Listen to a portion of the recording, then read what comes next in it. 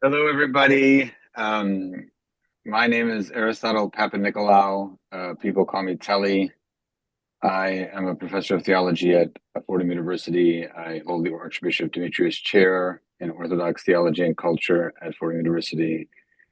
And together with my colleague, George Demokopoulos, I co-direct the Orthodox Christian Studies Center at Fordham University.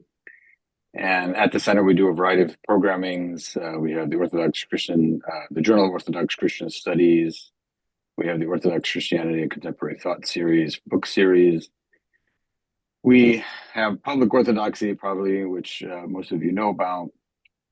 And we have a YouTube channel. We invite you to kind of visit our center website and Public Orthodoxy and learn about us. This is the Orthodox Christian Studies Center Summer Edition. And and we are doing this book discussion. We're calling it book discussion on this wonderful book and this wonderful theologian, John Zizioulas, Remembering the Future. And have very much the pleasure, really the pleasure and the honor, I want to say, of doing this with two friends and students. Jack Pappas, who finished his PhD at Fordham University last year with a dissertation called Through Phenomenology to Theology. Karl Rahner, Hans Urs von Balthasar, and the French theological turn, right? But even though that's about Catholic theologians and phenomenology, philosophical phenomenology, Jack is an expert on all things Orthodox. So very happy to have Jack here. Jack and I did a class together on Karl Rahner and Hans Urs von Balthasar just this past semester, and that was really a great pleasure. And we have Rachel Contos, who is a current PhD student at Fordham University. She's what we call ABD, all but dissertation. And her dissertation title is Orthodox Christianity and Systems Change, a typology of Orthodox systems ethics. So we're calling this a book discussion, just to give you a sense of the logistics a little bit. Each of us is going to kind of give our bullet points for about maybe 12 minutes or so. We really mean this to be informal. We want it to be free-flowing discussion. The three of us will probably do that for the first 45 minutes, and we hope to keep the last 45 minutes open for questions, comments, clarifications, and look, even critiques, right? We love Metropolitan John Zizioulas, and from here on out, I will call him Zizioulas. I don't mean any disrespect. I knew John Zizioulas. I had dinner with him many times. We had corresponded. We met each other. We talked, and I don't think he would mind if we just called him Zizioulas. He was that kind of thinker and that kind of theologian.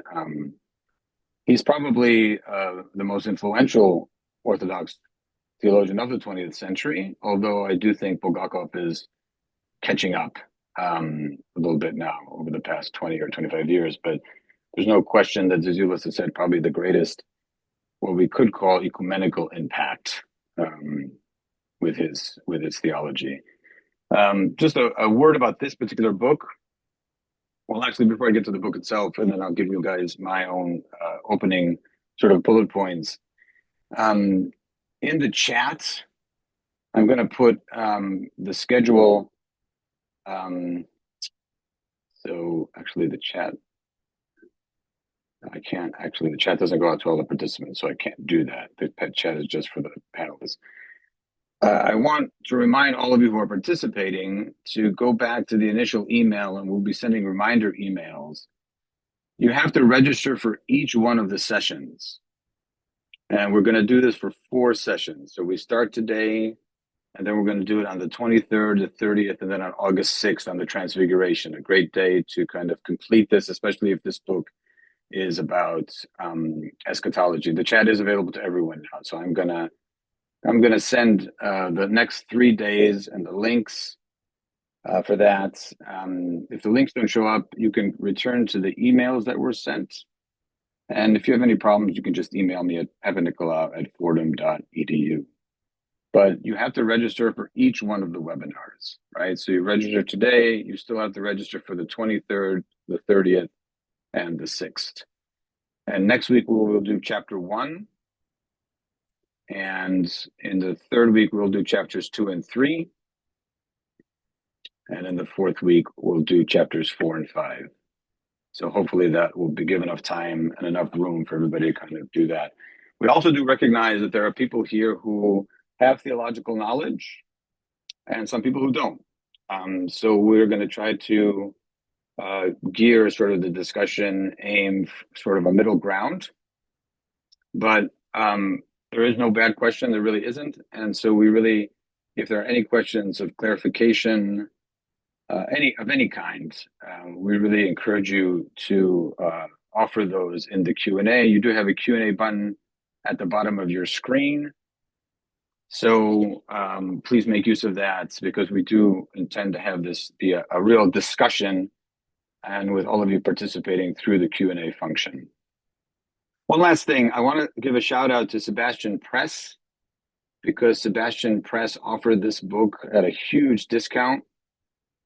So thank you, Bishop Maxime at Sebastian Press, for offering that. They also offered, I think, to international participants an e-version that can be used for this particular webinar.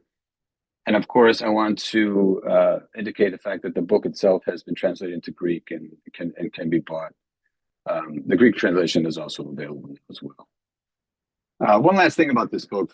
This book was, as you know, you can Wikipedia Zizioulas and find out things about him, but you know, he has one famous book called Being as Communion, which really is a collection of articles. He has another famous book called Communion and Otherness, which came afterwards, which is also a collection of articles. Sebastian Press has done a great job in English putting together a lot of his articles. When I was working on Zizioulas in the dissertation way back in the 90s, I had to kind of scrounge around through non-electronic forms of the reserve sections of the library or interlibrary loan to try to kind of track down everything that he wrote. Now everything is pretty much available pretty easily. But this particular book has been anticipated for at least 20 years.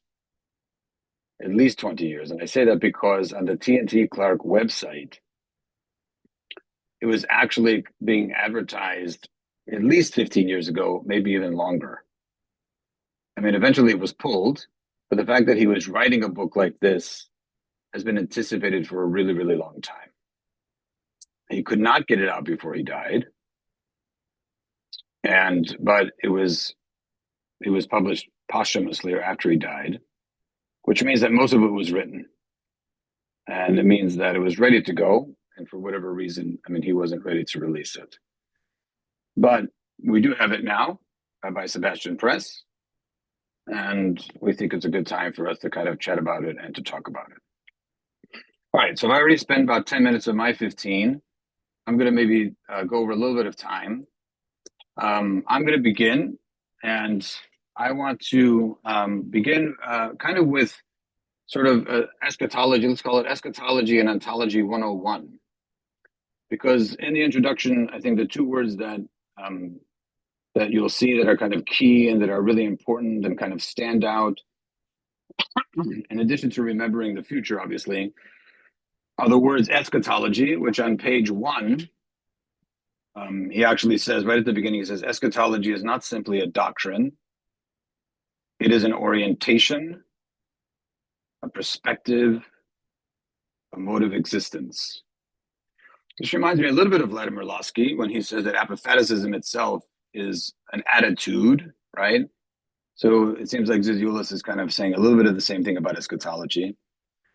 But what is eschatology? So so I'm just going to go, I mean, you know, sometimes in philosophy and theology, they use really big words, and these really big words sometimes get in the way of us sort of really capturing the fact that they really want to express very simple kinds of points. So eschatology is a Greek word. The last part of the Greek word is logos. It could mean teaching or the word of. And then eschaton has to do with what we call the last things.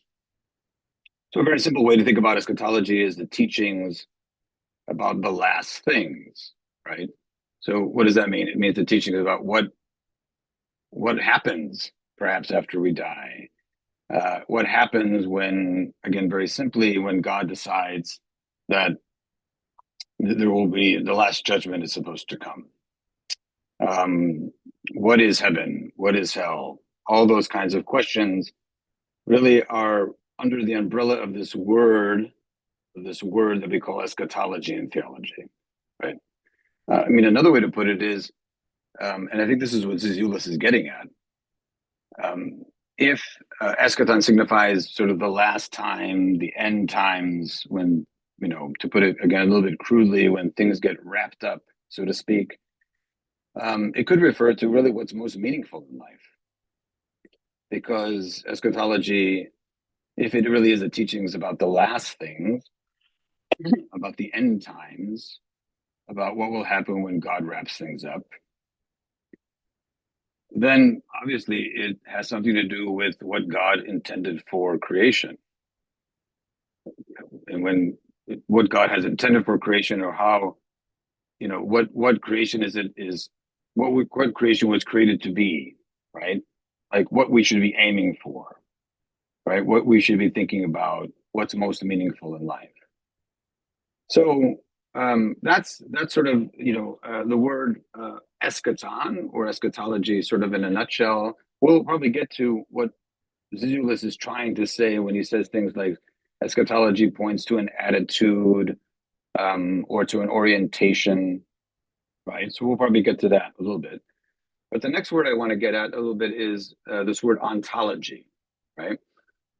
And so, as Zizioulas points out in the introduction, there's a lot of different meanings there's in the history of philosophy, there have been a lot of different meanings for what ontology means, right? But again, you have this logos, right, of ontos, right? So in a way, what that means is a teaching about being, right? What it means to be. There's been this small little Greek word, ine, right, to be, which has caused a great deal of what we might call fussaria in philosophy, right? A great deal of fuss in philosophy. And so in its very, very simplest form, ontology really is a teaching, or the logos, of what it means to exist, right? What it means to be, right? It's sort of philosophical speculation on being, right? On the fact that we are, that we exist, we are here, we are not nothing. And so that, in its simplest term, is what ontology is. And Zizioulas tries to bring these two things together, right? He tries to bring these two things together, eschatology and ontology, for what he's calling an eschatological ontology. And the way I'm reading him, and this is what we're going to try to clarify over the next few sessions. So I'm going to try to give you, again, some bullet points here. And again, what I want to remind you all of is that this is really meant to be, we were talking a little bit about this. Jack, Rachel, and I had a little bit of a pre-meeting here. We really want this discussion to be kind of like coffee shop, right? I mean, think of all of us in a coffee shop in Thessaloniki, right? All together, right? I very much would rather do this in a coffee shop with this. Much rather be in Thessaloniki right now, to be honest with you. So, but I'm happy to be all with you over Zoom, if we can't be there. And for those international students, if you, it's kind of late there, or the international participants, it's late there. Maybe, instead of drinking coffee, you can make yourselves a drink or have some wine or something else, and maybe we can picture ourselves in a wine bar in Thessaloniki instead of a coffee shop. So we want this to be relaxed and to be informal and to just be free flowing. But let me just kind of say one last thing, and then I'm going to hand it over to Jack. So let's combine eschatology and ontology. And I guess what Zizioulas is trying to basically say is this. In Christian theology, eschatology, the last things, has something to do with resurrection, right? So when God decides to kind of wrap things up, there will be resurrection. That is the heart of the Christian faith. In fact, Paul said that in 1 Corinthians 15, that if there is no resurrection, that our faith is pretty much means nothing. So the heart of the Christian faith is resurrection. So I think what Zizioulas is trying to say is that what resurrection cannot simply mean legalism. In other words, it can't simply mean I do the right thing, I go to this space in heaven, I do the wrong thing, I go to hell. That can't be the sum. That cannot be the sum of what eschatology is, right? That cannot be the sum of what the Christian teachings about the end times is, right? It can't be the sum of what God has intended for creation. It can't be that. If resurrection is not simply about resuscitation, but if resurrection really is about transfigured life, right? Whereas Paul says we have a spiritual body, then it has to be about being. It has to be about existence. It has to be about how we're meant to exist. Right? It has to be about what Zizioulas calls a mode of being, atropos hyparxios, right? A mode of being. And so, insofar as resurrection has something to do with death, right? So there's a sense in which it is conquering death. It's a transfiguration of our existence in a way that nullifies death. Then somehow the Christian teaching about being, in other words, what resurrection tells us about being, has also something to do with how we think about death. And for Zizioulas, death, and this goes back to things that he says also in Being as Communion, although with a slight modification. Death is kind of the great equalizer for Zizioulas, right? It renders everything the same. It sort of nullifies what he calls otherness. And honestly, I think there's some truth to that, right? There is a sense in which death does nullify, does kind of render everything the same. There's that great prophetic reading on Good Friday at the Epitapio from the prophet, Jack, I might get this wrong, Ezekiel, I think, where he talks about pointing to the bones, and the bones kind of sort of getting sinews and flesh and coming alive again. But if you look at the bones scattered, you don't really know who's who. And so there's a sense in which death is the great equalizer for Zizioulas, and it's the great enemy, perhaps, of what he calls otherness. It's not the great enemy of what he calls annihilation, because he doesn't think death can lead to annihilation. That is a little bit of a change in this book. This is for Zizioulas nerds out there. That is a little bit of a change in this book, because for Zizioulas, in Being as Communion, death did have to do with annihilation, according to my reading. Here he's saying it doesn't have really to do with annihilation, but has to do with somehow affecting our mode of being. And it affects our mode of being in the sense that it destroys our relationships. It kind of cancels out otherness. And it ultimately makes communion with each other impossible. So resurrection, as that which overcomes death, is ultimately that which restores communion. It restores communion. So that means that being, or to exist, ontology has something to do with relationality. And that is a key point that Zizioulas has. That's a pretty consistent point that Zizioulas has been making since the early 1970s. Since the early 1970s, right? So in this book, in this first chapter, and in this book, and I'm going to end here, there's a lot of amplification of key points that Zizioulas has been making over decades. But there are some slight nuances and twists, a little bit of changing shifts, like the way he's shifting a little bit about the way he thinks about death. But I'm going to end my piece here by just kind of pointing us all to page 41,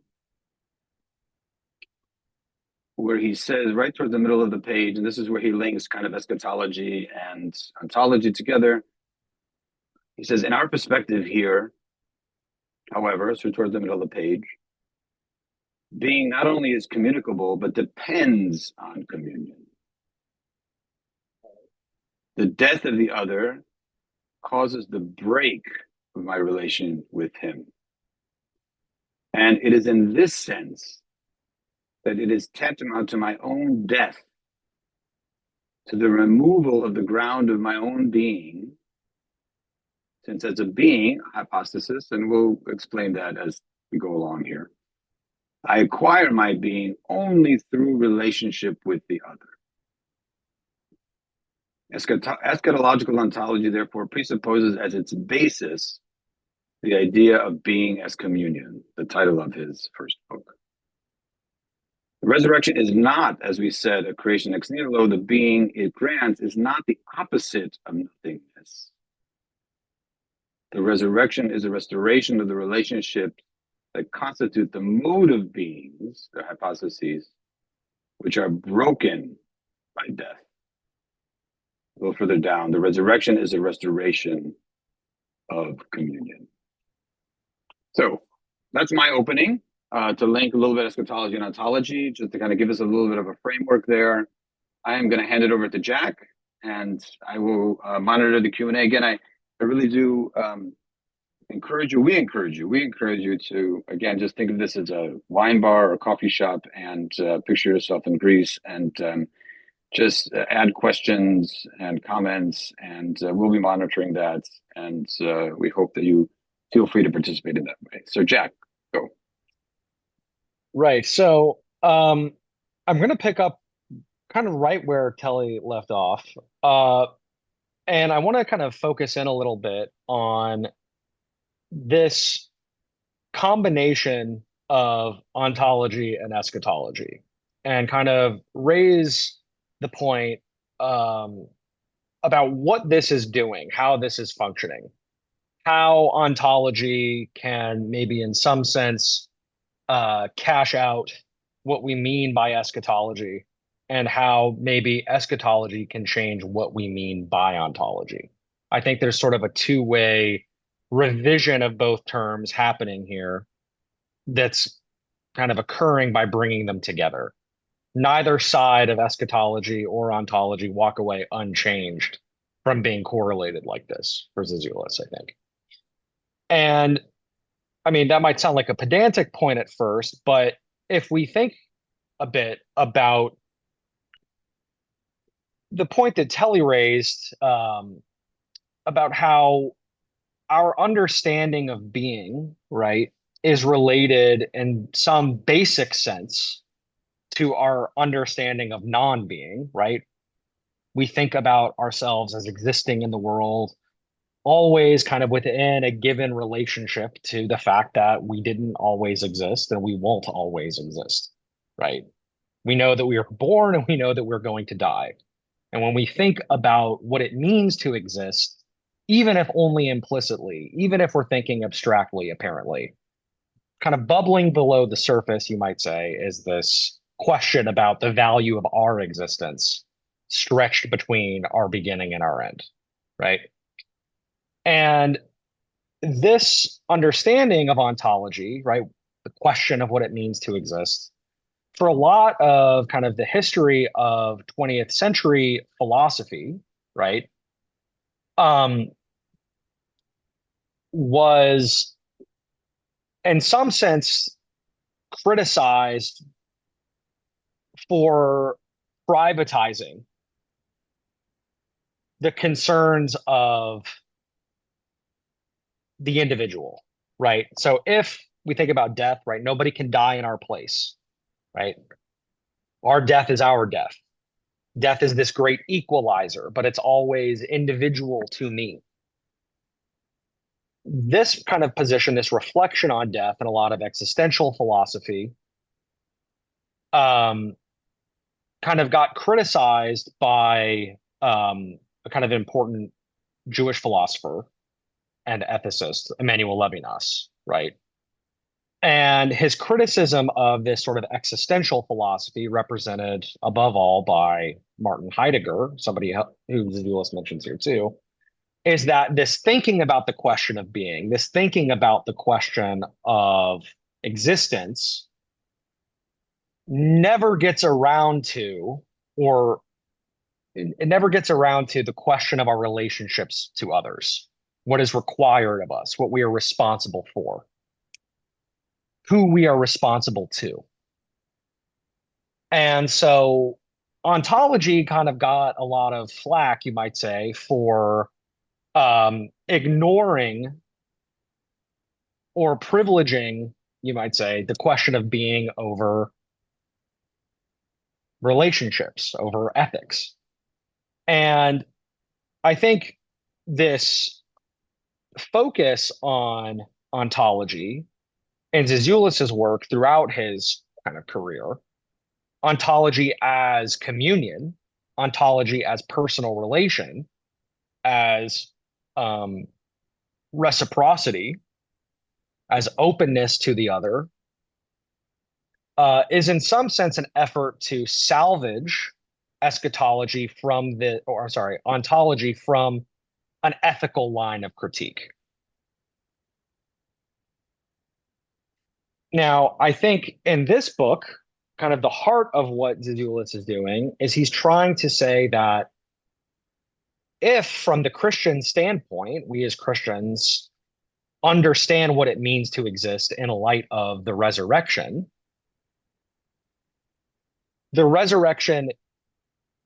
changes what it means to think about the question of being, the question of existence. The question of existence is no longer the question of, I am going to die, so what does it all mean? The question of existence becomes, right, what does it mean to have been loved and to be required to love by a God who is communion and love? And if we think about our ultimate horizon in terms of being loved by God, being in communion with God and with one another, that transforms the basic character of ontology. Not just because we're no longer thinking about our end from the standpoint of our expiration date, but our end as our kind of ultimate orientation and origin from God and toward God. That reverses kind of a lot of the key questions in the history of ontology.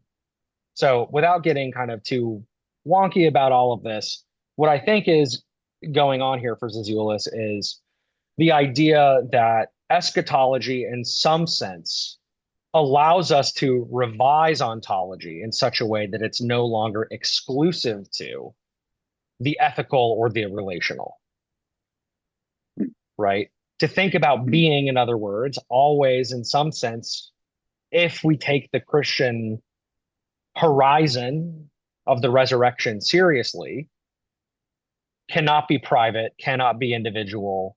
It cannot just simply be about being. It has to be concomitant with love. Being and love are, in some sense, implicated in each other in a way that they aren't if the resurrection is not your uh, basic orientation. So, what I think is kind of interesting about this, right? If we are kind of overcoming this dichotomy between ontology, which is to say being, and ethics, which is to say relation or love, through eschatology, I think that gives us kind of a clue into what Zizioulas talks about in a really long section here about hermeneutics, right? So, what is hermeneutics? Hermeneutics, to just boil it down very basically, is the science, if you will, of interpretation. That can and usually does mean interpretation of texts or kind of it can be applied to art, it can be applied to lots of kind of cultural product in some sense. But more broadly, it just kind of means interpretation. And what Zizioulas is saying is if our guiding light of interpretation, right, theology is an act of interpretation, is the resurrection, is communion with God, right? By extension, theosis, right? Entering into communion with God so that we become God like God became one of us through the incarnation. Then this hermeneutical horizon of the eschaton, of the ultimate resurrection, the kingdom of God, transforms the whole sort of terrain of ontology and ethics, right? It can no longer be a mutually exclusive account of either we are ultimately concerned with our relations to others, or we are preoccupied with apparently abstract questions about being, existence, but rather the question of existence is always about what it means to be with the other. So I think what's kind of happening here with this whole kind of turn to eschatology is he's trying to show how his ontological project, as kind of the key to doing theology, implies a sort of relationship to otherness that's bound up with our end and beginning in God. That's sort of that's where we can kind of dig into that and talk a lot more about that. I know Rachel wants to talk a little bit about the conversation about ethics. I mean, there's a lot that I could continue to say here about, you know, how the turn to eschatology is kind of novel in theology, even still in some ways. He mentions a lot of people in both Protestant and Catholic theological traditions who have looked to eschatology as their key in a way that he's doing and somewhat different from what he's doing. Um, and kind of the conversations he's having between these 20th century philosophers, Levinas and Heidegger, about ontology, ethics, and otherness. But I'm going to hand it off to Rachel and we can just kind of dig in and keep it flowing, I think. Thank you. First, I just want to say I see the question in here, and I hope in some ways I will address that as I'm talking about ethics, but we can also address it directly. So, first, thank you so much for inviting me to be part of this conversation. I want to start out by backing up and talking about how I read Zizioulas.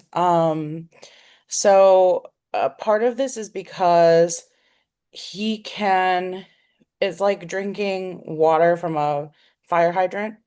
You're just like, there's so much and it's beautiful and there's so much it does. But then there's like so much I'm wrestling with also as I'm reading. And it's like, there are so many points, right, where I'm like, is he going to talk about this? And then like two paragraphs later, he's like, you might be wondering if I'm going to talk about this. And I'm like, okay, you scooped me. Um, so as I'm thinking about my own reading of Zizioulas, I think it's important to think about a couple things. The first is I think another change between this book and, for example, Being as Communion is how much more ecumenical it is. For example, there's this beautiful foreword by Pope Francis, which I think shows Jack's point perfectly that this is about both the eschatology, the ethics, and the being. And we see already in the ethics portion of this chapter a look at ecology, which of course Pope Francis was concerned with. Um, and we see that we have obviously a Catholic Pope, the Catholic Pope, writing a foreword to this. And I think that's really beautiful. Um, and I literally noted in my book a point where he says the fathers of the Greek East and Latin West. And I was like, he mentioned the Latin West. So, he loves the Greek fathers. He loves all things Greek. And I really loved seeing more engagement in this book than kind of I think before of some of maybe an acknowledgement that not every single revolution that happened was the Greek fathers. Um and second is that I read Zizioulas. Um, Zizioulas presents himself, right, as doing this sort of uh return to patristics, looking at the sources, um, and really being in what he thinks is in line with sort of all Orthodox theology up until this point. Like I'm an Orthodox theologian, I'm doing Orthodox theology, but he's also it's good to understand that what he's doing is constructive theology. He is thinking through deep problems, creating a theological system. And as you're reading, or as I'm reading, and I get to parts that are a little more head scratching, or I go, well, what is he doing here? Why would he say that? Or is this a problem? Um, Understanding that he is doing constructive work that is meant to be about being in communion with one another in the resurrection, right? And today, and with creation, right? Helps me read him in a way that allows me to use his theology in even more constructive ways and even more exciting ways. Rather than it's easy to read someone who is so thorough at every turn and think of them as rigid. But Zizioulas is actually creating something that has a flexibility to it and a beauty within that flexibility that allows for it to be thought about, used, incorporated into our way of thinking and living. And so I just encourage folks as you're reading, especially for those who maybe have never read Zizioulas or who have never read Orthodox theology. I know there's some folks on here who haven't read a lot of Orthodox theology. Think creatively with Zizioulas, as you're reading some of the parts that might feel a little bit more heady. The last thing I'll say about how I read Zizioulas before I jump into ethics is that I'm always going to read him with a feminist critique. So I am an Orthodox ethicist. I'm a feminist. I do feminist theology. And I think that it's important to keep that lens in mind because there are parts where Zizioulas could benefit from engaging feminist theology. Um, and it would actually strengthen his arguments. And I'll talk about some of those, but I just want to highlight a quote here on page 3 where he says, he's basically saying that his thesis is, um, eschatology constituted the heart of our Lord's teaching. And in this itself was a thesis of tremendous significance for all theology. Then he goes on to say, the consequences of this thesis for systematic theology deserve special emphasis. Such consequences were brought out and underlined in the 1960s, particularly by Karl Rahner, by Metz, Balthasar on the Roman Catholic side, Moltmann and Wolf and Pannenberg on the Protestant side. Um, you know, there are female theologians that also exist who look at embodiment, the eschaton. There are feminist critiques of these authors that deal with both the eschaton and being and embodiment as part of this. So as I'm engaging with this book, I'm always going to be thinking through the feminist critiques. So I just want to acknowledge that that's going to be a um part of this, especially with the ethics, because what we'll see is there's times where he writes an ethic that is liberative and beautiful, and then he'll use maybe a Catholic theologian to critique that or something, and I'm like, well, a feminist already critiqued that the same way you are, right? So we'll get to that, but just foreshadowing of some of my senses of how I'm reading this, how I'm thinking through this. So, what I want to get to is ethics. So first of all, um, we have a whole section on ethics, but I'm actually not going to start with that. I'm going to start as Telly did with the first sentence. Eschatology is not simply a doctrine. It is an orientation, a perspective, a mode of existence. As we think about Orthodox theological ethics, what I want to kind of give people a basic understanding of is that most Orthodox ethics is virtue ethics, which means that, and I'll introduce some words here, which means that human beings, And creation itself has a telos. That's a word we haven't covered yet. So we've talked about ontology, we've talked about eschatology, but telos, right, is sort of the end goal of any given thing, right? So that what is the telos or the end purpose of the human being for Zizioulas and in a lot of Orthodox theology is theosis, or as Telly has kind of coined the English translation of that as God-human communion. Within a virtue ethic framework, we understand that we acquire virtues or practice virtues or insert whatever word, right? Different authors are going to adjudicate that differently. We acquire ethics to help us on our journey in a complex world with varied people, right? We're not automatons, we're in a complex world. We acquire virtues to help us move through that world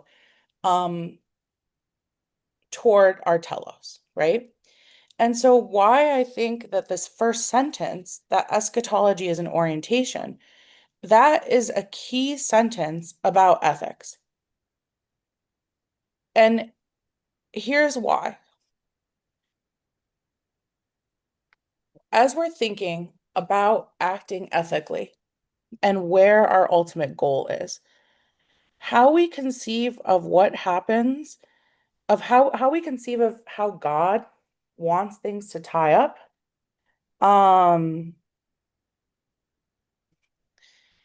we understand that the stories or our imagination, our limited human way of understanding what that will be, influence how we live today. So, for example, if I thought that the eschaton was that everybody was going to become a school bus driver, and that's what we would do in the eschaton. And we're all, well, this just like that's what God wants for us. All God wants for us is to live in heaven driving school buses. Do you know what I would do on earth today? I learned to to drive a school bus. That would be my monasticism. I would figure out, do I want to drive a school bus for dogs? Do I want to drive one for kids? Do I want to drive a school bus for elderly people? Like, what is my special calling? Acquire my virtues. Okay, I'm really good at doing a three-point turn in a school bus. That's my virtue. It lets me live in a complex road system, etc. Right? Now, obviously, we understand our telos is not to be school bus drivers. But we can see in a really basic, kind of silly, purposely silly example that what we think the end times, what God wants for us, changes how we understand what our life on earth should look like. So Zizioulas wants to claim that eschatology, and not just any end times, but a specific understanding of the end times influenced by the fact that Jesus is risen from the dead, and that we can be in communion with God, that will influence how we live our lives, right? And so his whole ethics section is going to be thinking through how Orthodox theology understands all of that together to live in this world. So thinking about this question that was asked, is the communion, as understood by Zizioulas in this book or elsewhere, more with the dead than with the contemporaneous living? I think it's about both. It's about our communion, what maybe Jack disagrees. Certainly, it's about our relation to one another today in our living, right? It's about our relationship to the environment. It's about all of those things, only insofar as we have a relationship into eternity, which death disrupts. Does that make sense? Yeah, absolutely. So, Absolutely. I mean, that's exactly what he's. I mean, the sense that death somehow is a disruption of communion, right? And the kind of longing for otherness that we have for each other. There's a sense in which death actually would really cut that off. So so we can talk more about his specific ethical claims with like later, we could do that. but I just wanted Mhm. to give people a sense of what the terms he's using are. And just one last thing is that his clear claim here about about ethics is that one is that an eschatological orientation, right?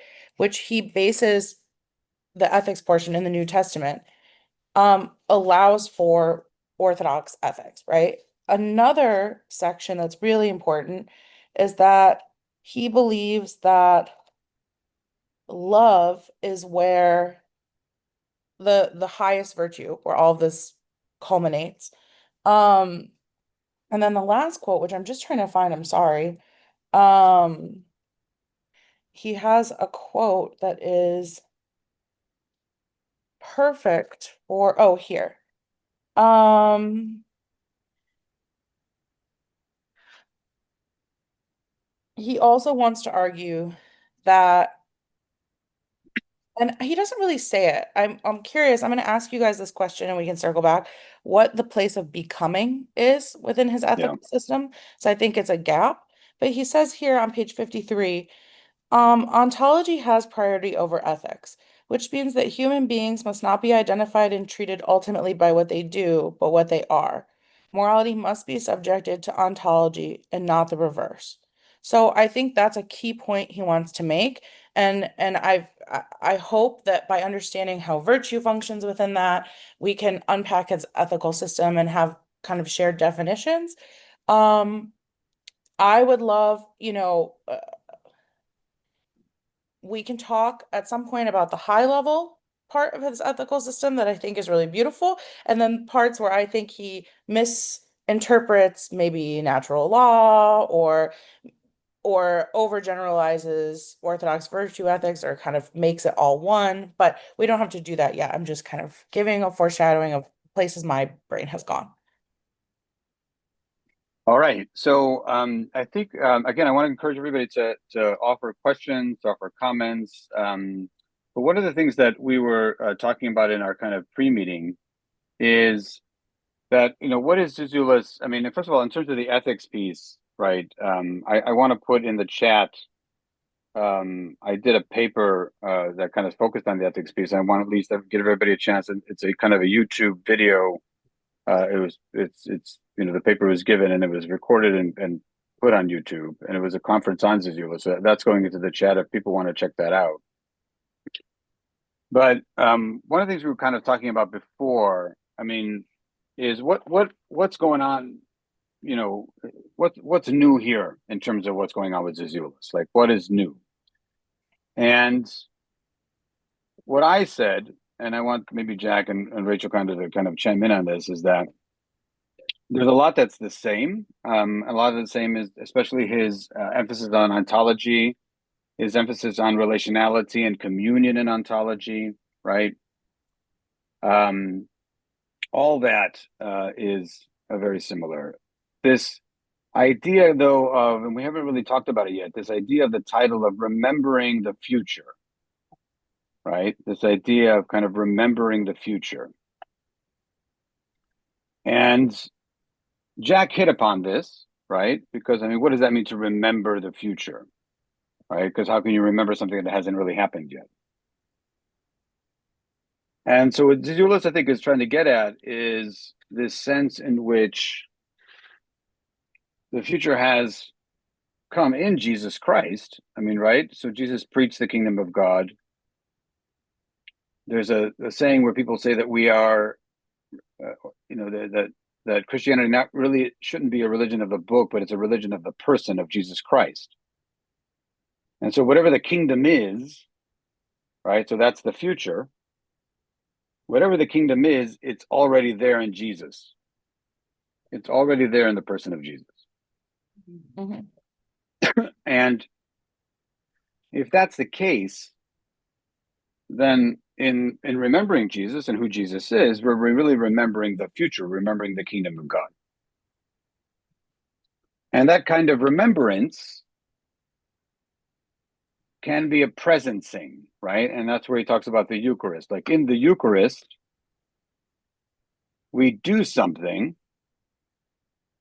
in order to remember the future. And in that kind of remembering of the future in the Eucharist, we try to make present the future, right? So in a way, in the Eucharist, time collapses. Past, present, and future collapse into a single moment of eternity.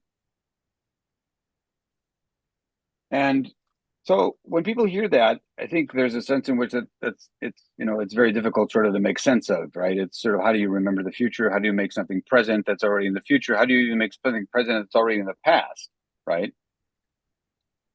But if you really, really think about it, there is a sense in which symbols, art symbols, various genres like poetry, art, painting, that those things, right? That those things can function in such a way as they make something present to you. And Zizioulas even talks about this when he talks about painting in 1974. So, for example, one of the examples I use for my students, and this has something to do with icon, is that if you in the United States, we have something called the Holocaust Museum. And in the Holocaust Museum, there's this huge room with a bunch of black and white pictures. And when you walk into the Holocaust Museum and see these black and white pictures, you automatically see that you automatically feel something. There's a certain kind of presencing that occurs within the Holocaust Museum.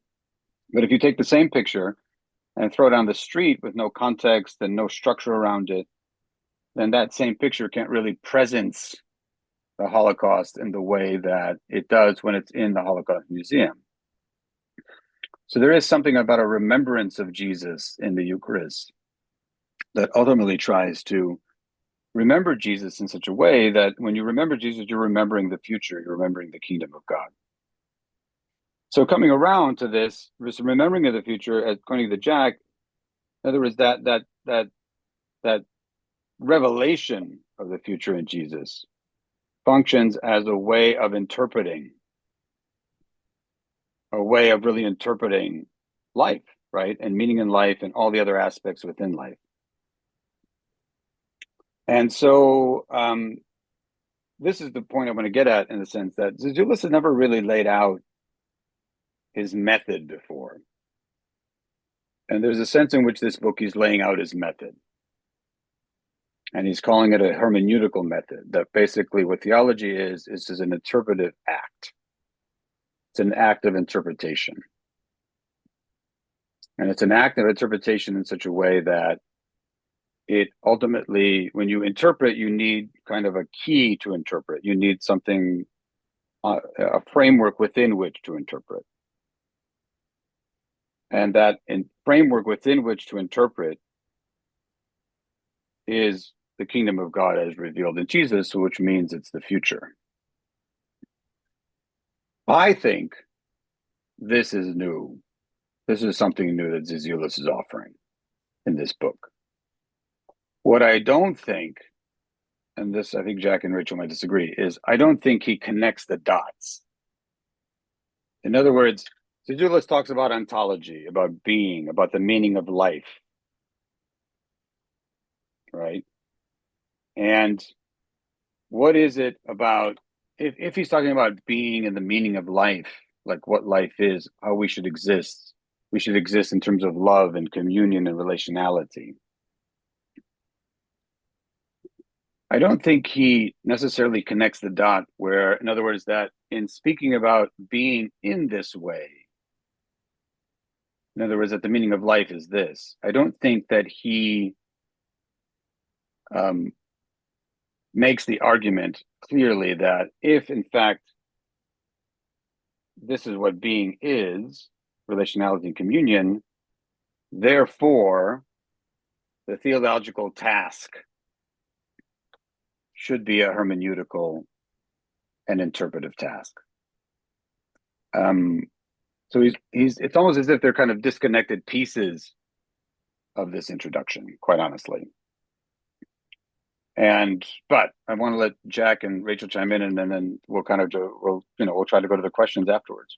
So Yeah, so I do think that in the introduction, so I haven't read the whole book yet either, I do feel like there is a kind of disconnection between, right, this sort of hermeneutical orientation that he's sort of laying out and kind of the, I don't know, the fleshing out of this and all of the various arenas that he's talking about here.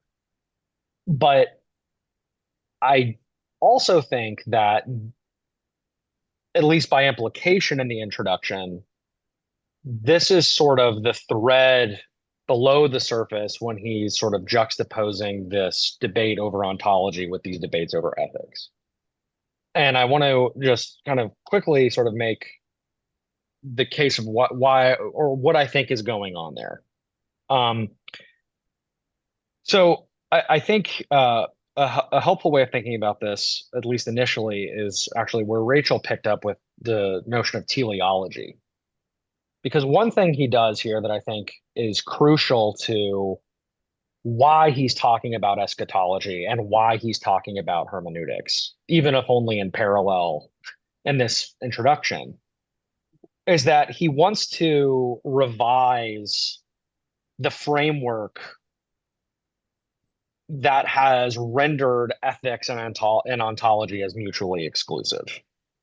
And part of that framework is the teleological framework. I think that the so when I was mentioning ethics before, right, ethics as something outside or beyond ontology, which I said was kind of the argument that Emmanuel Levinas made kind of against the philosophical tradition, the existential tradition, right?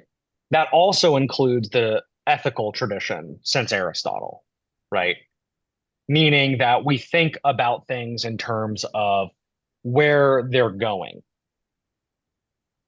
Now, ironically, maybe paradoxically, when we think about things in terms of where they're going, we think about things in terms of their telos, whether it's being, whose telos is death, or ethics, whose telos is the good, right?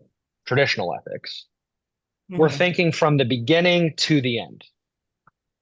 The technical term for this, right, is the opposite of eschatology. It's protology is the term.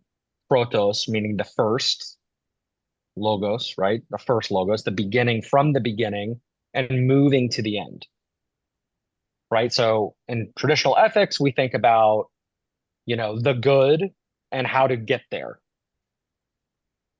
And traditional ontology, we think about being as where we're headed, the way in which we will either be consummated as beings, right? We fulfill our good, or we die, right? Often in the same time in all kinds of complicated ways. I think what Zizioulas is saying is that eschatology is fundamentally different from teleology. It's a reversal. So virtue ethics, like traditional ontology, is not going to get us where we need to go because it's thinking from the beginning out to the end. This is especially true if the end goal, if the telos is virtue itself. Sorry. So this is especially true if you're looking at something like classical virtue ethics, where the end goals are the virtues themselves. Yeah. I am curious if you can, sorry to interrupt you, I want to know how theosis ties into this with telos. So anyway, but keep going. My bad. Because theosis, right, the resurrection. Exactly, yeah. The resurrection is not something that can be thought through from the beginning to the end.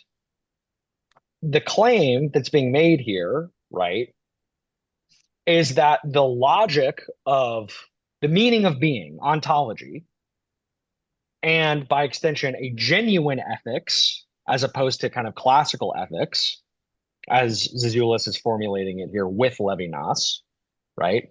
An ethics of love, or to put it better, an ethics of the other rather than a telos, right? Like a personalist communion ontology cannot be arrived at from thinking from the beginning to the end. We have to start with the end and look retroactively back at the beginning. So he's reversing course. He says we're only going to understand the beginning if we look at the beginning from the standpoint of the end. And if we look at what it means to be, and what it means to love. We look at the good and we look at existence That means you have to look at the past you have to look at the beginning from the end. That from the end. And he there's says, a way of linking, kind of looking at the end to hermeneutics. I get that, Jack, but that then the final link is interpretation. Does that make interpretation. sense? Like, in other words, like, I get it, but you have to add in kind of the fact that okay, so the beginning. Let me put it another way. So the beginning illuminates the end illuminates the beginning. I get it, right? So what would it be? Yeah. But someone could come along and say, well, not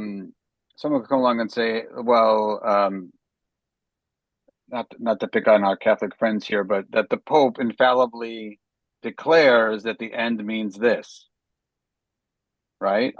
No interpretation. Yeah. Do you see what I'm trying to say? Like, yeah. that. In other words, that, how can I interpret? That sense in which being as communion, this relationality that he's talking about, this kind of movement towards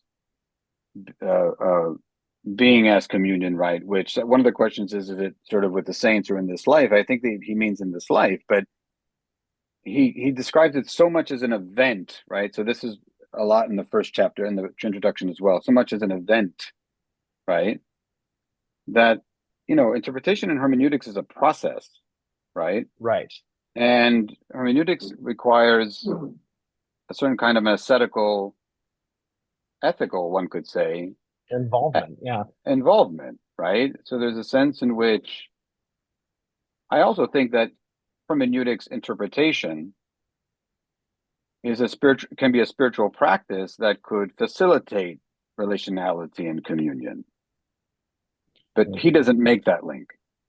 You see what I'm trying to say? And here's where we're entering a little bit. And we love Zizioulas, but we also want to kind of point out things that maybe even people can amplify or can grow or can, that kind of thing. So yeah. So there's a passage here where, let me find it, where he says that it's on page 31. Okay. Yeah. He talks about other kind of hermeneutical methods, Heidegger, Gadamer, Dilthey, just flagging these guys. Right. Says that their big turn is to basically not to chuck teleology, right?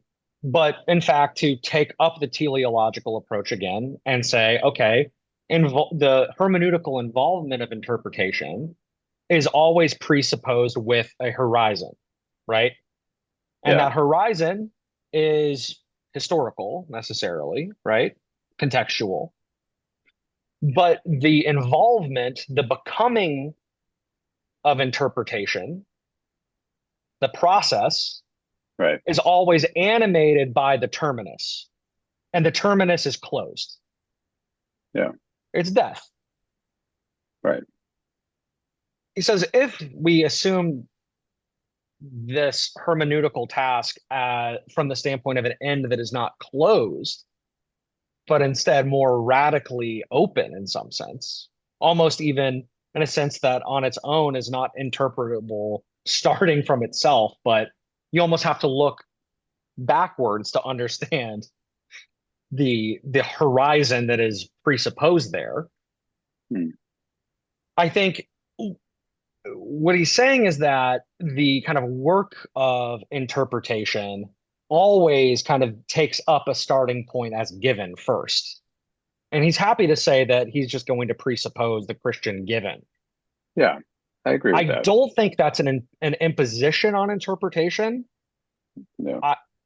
I see that already as a kind of interpretive move, right? He's saying that I'm deciding, well, what happens if I say the future isn't death or finitude? Right.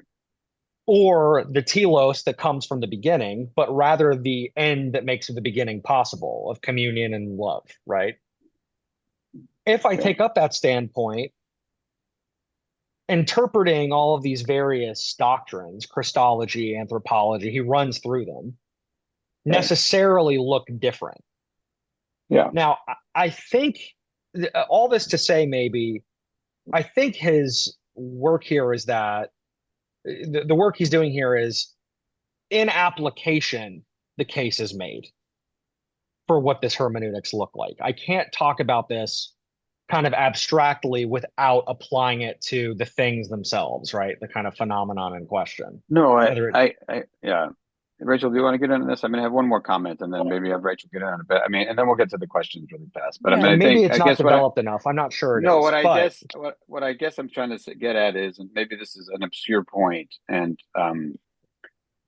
what I'm trying to get at is he's using hermeneutics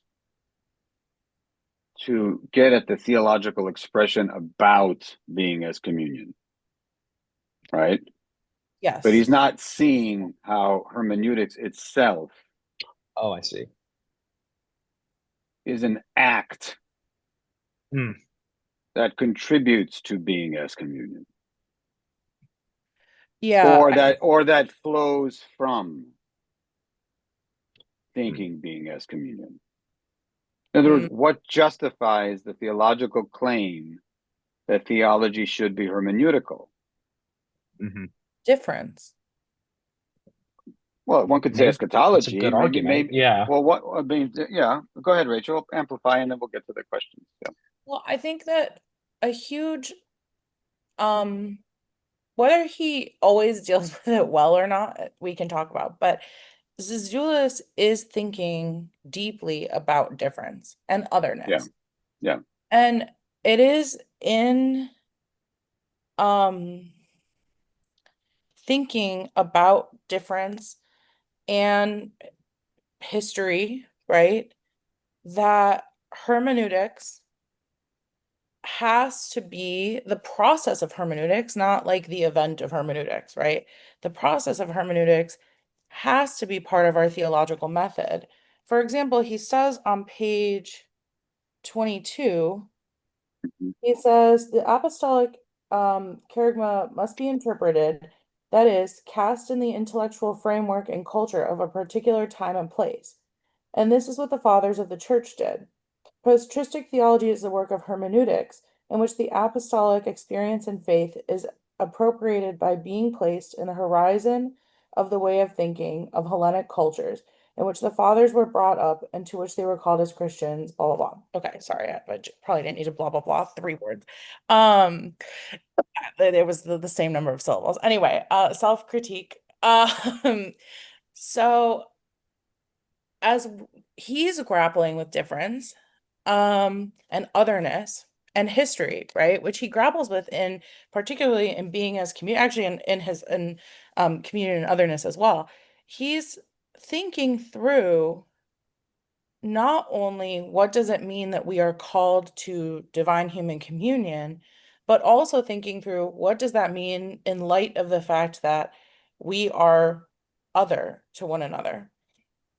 And so to me, as I'm reading through this and I'm thinking through the question of does history matter, or is it just a word we use almost like a substance? Does difference actually matter in an embodied, personal, hypostatic way, or is it just like still acting philosophically like a substance within the system?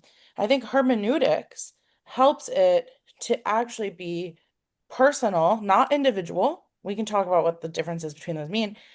Personal, communion oriented, and allow for difference that can be both transcended in the sense of Mhm. transcending antinomies or liberating one from antinomies, which he talks about, but also not reducing because he also wants Mhm. the person to be irreducibly unique. So to me, the through line I saw, and maybe this is because, again, of my constant reading of him from a feminist hermeneutic of what does this have to do with the body? What does this have to do with bad history? What does this have to do with, or all these questions are constantly driving my reading of him, that I think that it is really this question of thinking about difference that to me makes hermeneutics make sense within the system. So that's why I think now, if the critique is, does he actually say that clearly? Or did I, Rachel, have to think deeply Mm. about that? That's a good critique, right? Like, I don't think that that's as clear as it could be. But at the same time, I don't want to critique that too hard because he can't go back and do anything about it. So, but I don't think it's as clear, but I do think difference is a key piece of the tying of ontology, hermeneutics, and History. Yeah. history together. I think I understand. That was helpful for kind of framing what I was thinking about with Telly's initial question. And I think that I see the wrinkle here being that the hermeneutical turn here seems like as though it follows from the dogmatic claim. Do I have that? Yeah, yeah, Yeah. or So the ontological.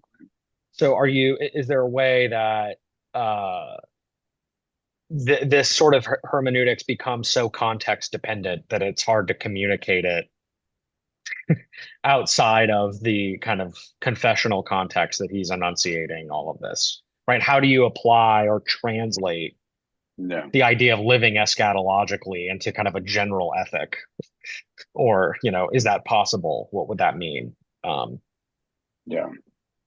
I guess maybe this isn't being clear for me, but I guess my problem with him always has been his, even in this introduction, his juxtaposing kind of Eucharist versus mysticism, or Oh, event versus asceticism, and that kind of stuff. And I think that kind of uh, uh, how you want to call it, diametrical opposition, hmm, I think is problematic. yeah, I think there's a way of grounding hermeneutics in an ontology of being as communion. I just think he needs to think more ascetically and see hermeneutics as a kind of ascetical act, which hmm, with eschatology, I mean, we see the revelation of Christ in Jesus. Yes, we do, right? But I mean, from the get-go, we don't, we're still trying to figure out what that means. yeah. Um, It's ambiguous. It invites interpretation rather Correct. than And invites right. interpretation, pointing to, I think he's right though, but it invites a kind of interpretation that ultimately is um, shaped by, I think he's right. If the kingdom is anything, it has to be being as communion. Yeah, I mean, I think he's right about that. I mean, yeah. I don't think that, I mean, that's at least, we're at least on solid ground there, Hmm. I guess is what I want to say. Yeah, there's a way that eschatology becomes it's the lens of interpretation, but he almost presupposes that that's already interpreted. That eschatology is kind of this fait accompli that Yeah, doesn't have to be interpreted, right? It does the interpreting, maybe. well, it does the interpreting, but also, and there's a sense in which, but someone's asking a question like, what do I mean by think more aesthetically? What I mean is he's so fixated on the fact that this presencing of the kingdom is a kind of Eucharistic event and that he doesn't quite, and even in the ethics section, right? I mean, he he talks about an eschatological ethics and things like that. I mean, he doesn't quite. He seems nervous, very nervous about how he seems very nervous about the fact that um, we can actually do things to facilitate um, this um, this being as communion. Quite honestly, I mean, right? To facilitate that, Hmm. right? We can actually.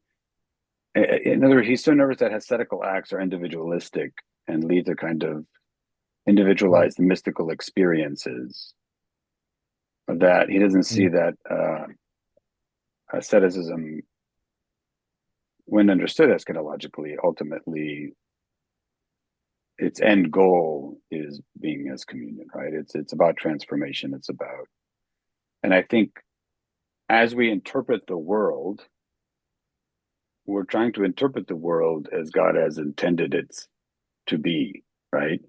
And as it intended it to mean. And that kind of interpretation, that kind of seeing the world in that way, right,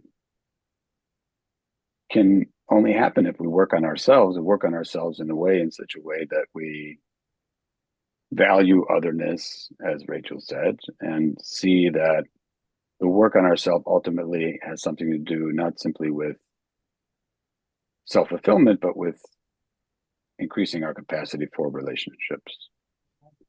I really wish that he talks about the resurrection and he talks about the apostolic tradition.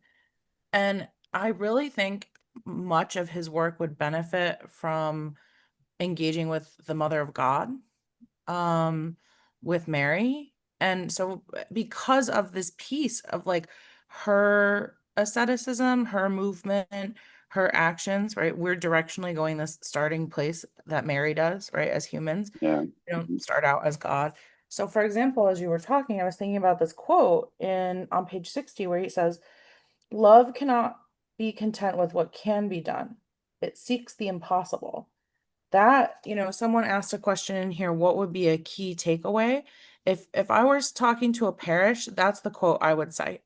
I would just say it again, love cannot be content with what can be done. It seeks the impossible. And I think about both the witness of Christ in that seeking of what seems impossible, right? Through radical communion, by becoming human, by dying on the cross, by being resurrected.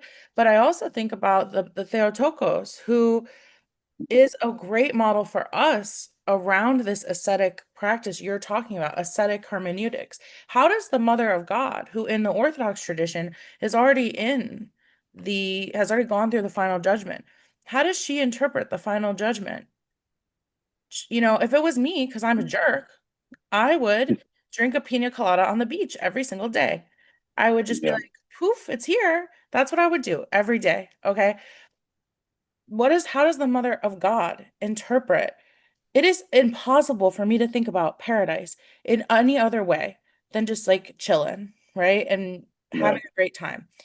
She interprets the end times in a way that is so impossible because what she spends it doing is interceding. She spends that time saying, like, let me ceaselessly intercede for what may be impossible for these humans, but for my intercession, but for my son, right? And I think that there's a way in which Zizoulas's way of doing theology, he uses the tradition in ways, and I think sometimes his words, like being as communion, even all his phrases, are still acting in the book at the level of maybe the philosophical, maybe the level of kind of categories. And when Mm-hmm. when I think he does his best is when he'll just tell a story like this is what happens at the Eucharist.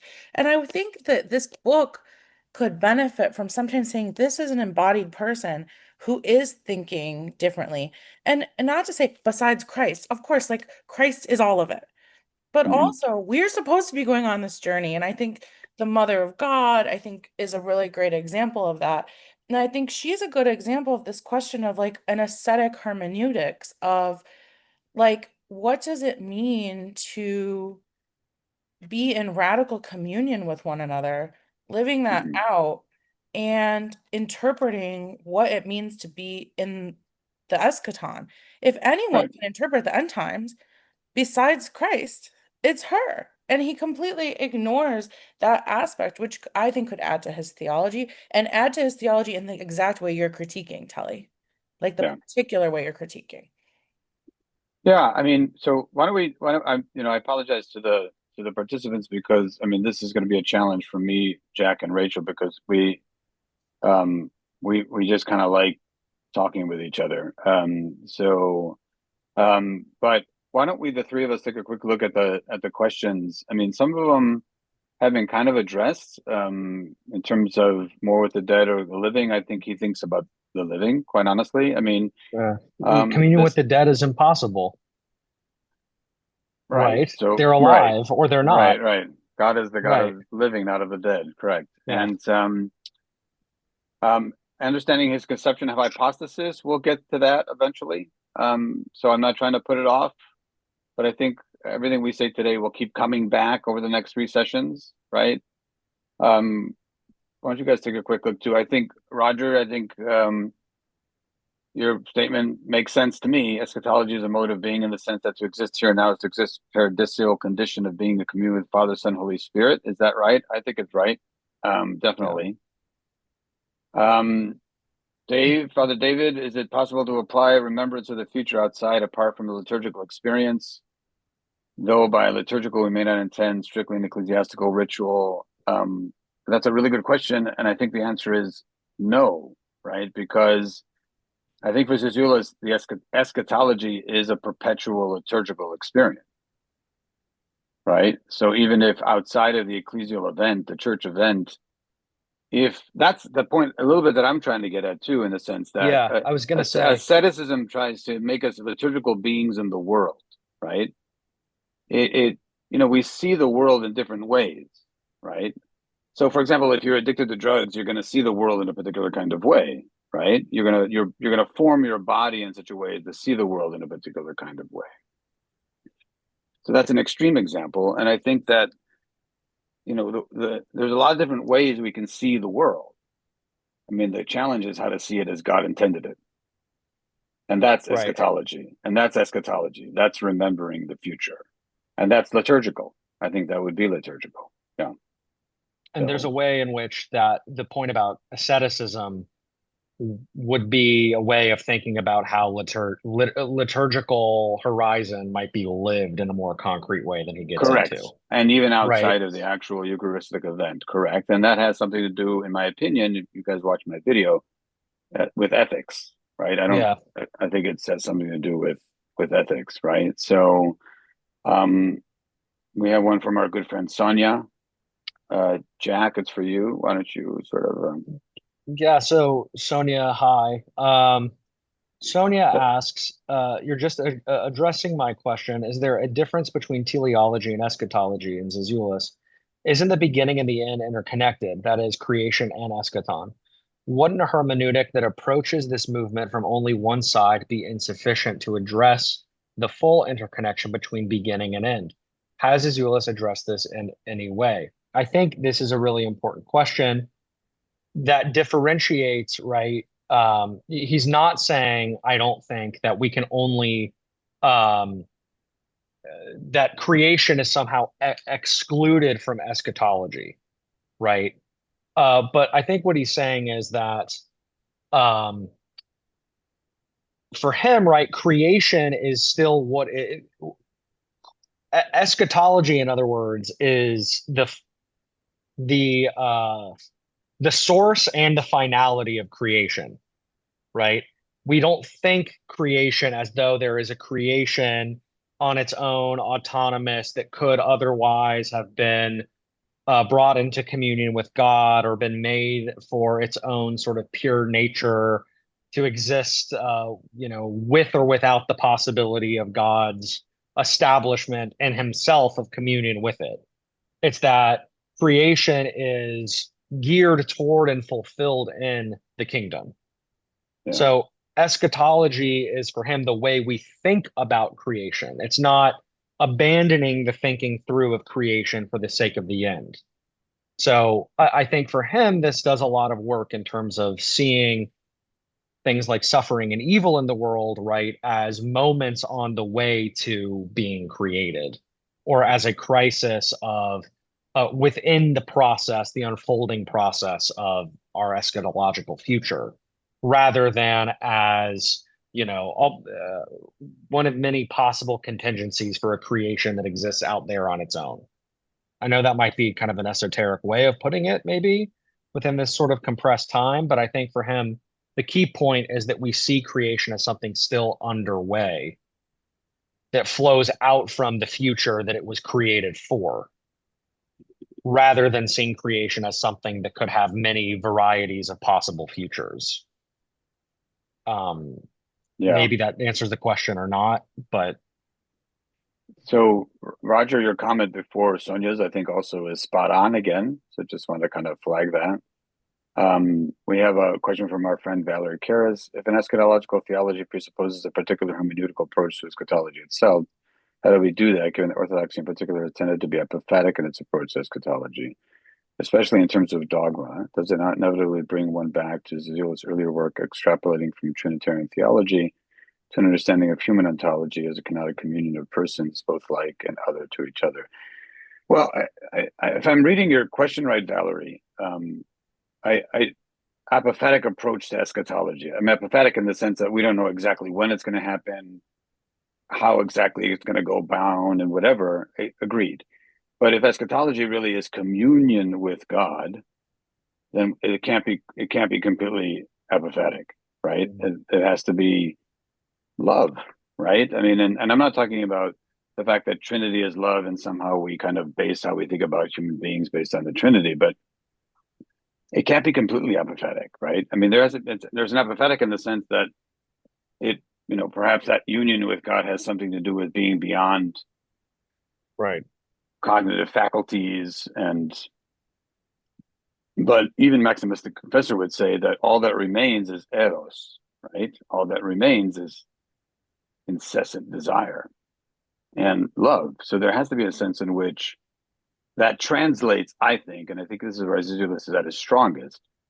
It has to translate into thinking about being as communion. Quite honestly, I don't see why there's a problem with that, even though a lot of patristic scholars would have a problem with it. I just think that he's right. There is a certain kind of ontological revolution that occurs in Christian thought, especially Christian thought about the incarnation. And maybe just to get to a few, so doesn't that show the link? Yeah, I do think it shows a link between anthropological ontology and eschatology, Valerie, at the end. I do think that's the case, right? So we're almost at time. We still have a few minutes left, maybe just to get a few that we haven't quite gotten. I found quite puzzling Zizioulas' reference to Florovsky, where the latter speaks about overcoming the opposition between soul and body, offering the concept of person. Is this supposed to be somehow fundamentally different from the two, or more identical? We'll kind of get to Zizioulas' person, body, soul eventually. So I'm not trying to duck this question, but these things will come back.